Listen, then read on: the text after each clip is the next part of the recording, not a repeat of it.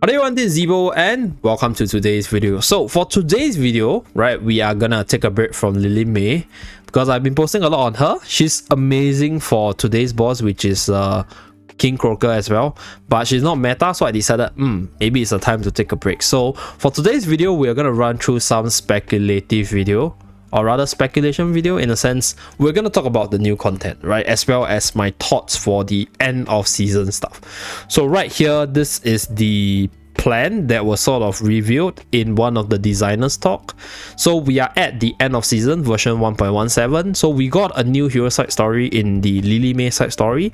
We also got the new celebration event, which is the Timeless Gala, and the world map casual gameplay, which is fishing in general. So we have 3 of the 4 promised game modes. So we are left with the last new end of season mode. So this end of season mode is already reviewed in the game. We'll talk more about it later. But I personally hope that this game mode has some sort of new things for us to explore, because this new game mode is a game mode known as Ravaged Realm, which I guess let's just showcase the cosmetics.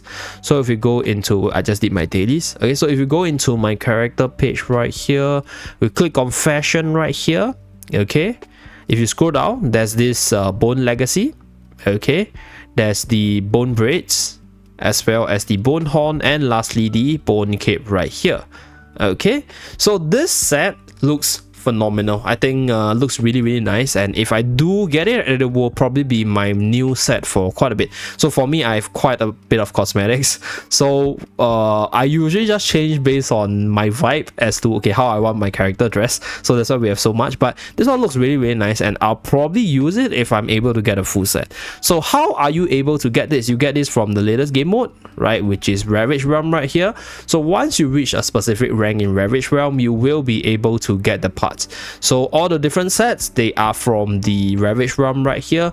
So there's a very high chance, or rather it's more or less confirmed, like it's probably gonna be like a Supreme Arena kind of thing, that once you reach top 200, maybe you get a cape, right? Once you reach top 100, maybe you get the horn, so on and so forth. Okay, so the higher rank you go, the better rewards you get. And based on the name itself, Ravaged Realm is probably going to be some sort of bossing content like Dream Realm and stuff. So I will say that I won't hold too high hopes as to the creativity element, because so far the different bosses, as well as like the different like boss events so far, in terms of the teams as well as unit used, they are pretty consistent, right? They are usually the same bunch of units, and I understand why, right? Like, number one, if you introduce like a new meta or a new sets of unit to use for every single boss, then the free-to-play / low spender would not be able to keep up. They won't be able to enjoy the game if you are making like the boss fights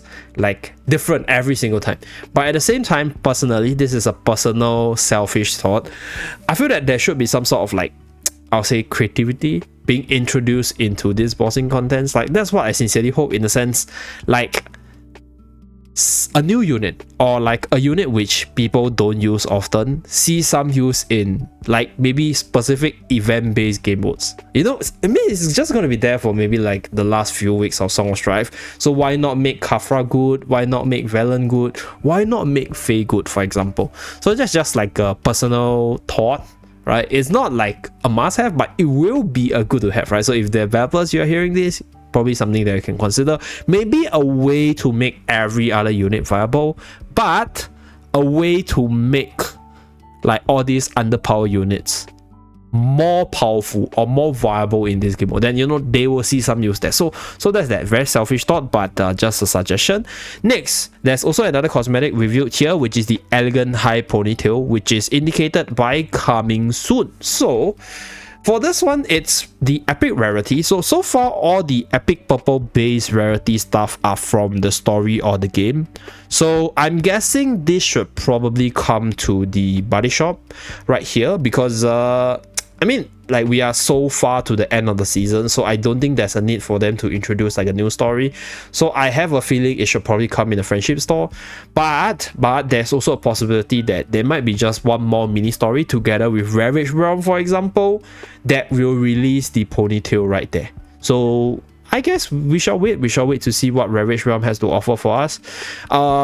Personally, we are so close to end of season 1, and I think season 1 is I think season 1 had a good start, but it just felt a little bit lackluster in terms of like the general middle to the end. Okay, towards the end, I think it's a lot better because Lily May came, but the middle part was that's my thought. Okay, so that's for the Song of Strife part. And there's another feature with regards to the Ravaged realm, which is this stone known as the Episo Stone right here, or the Episo Shard. Okay, so this shard over here, or the Episo Essence, allows you to upgrade your EX weapon from EX20 to EX25. So if the exclusive weapon is already above level 20, using this essence will return the Twilight Essences used. So this is also revealed in the game. This is also from the Ravaged realm. This is like the upgraded version of the Twilight Essence, the red color one, to upgrade from 20 to 25. I think this couldn't have come at the best time ever, but I don't know, because I have seen some of my guildmates, right, because they don't have that many EX15. So what they did was they have like maybe Scarletta to EX15, and then they just upgrade Scarletta's EX weapon to EX25.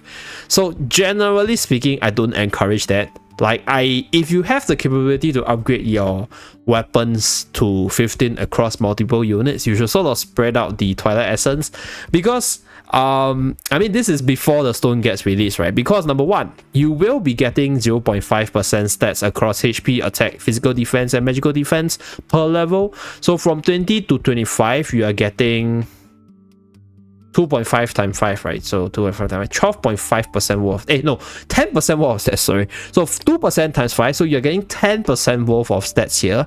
And 10% worth of stats seems big, right? But it's spread across all the different stat line. So in terms of the only true stats that matter throughout all the different game modes is attack, because for attack, you will be able to do more damage in Dream Realm, and that way you will be able to hit higher numbers and get better rankings.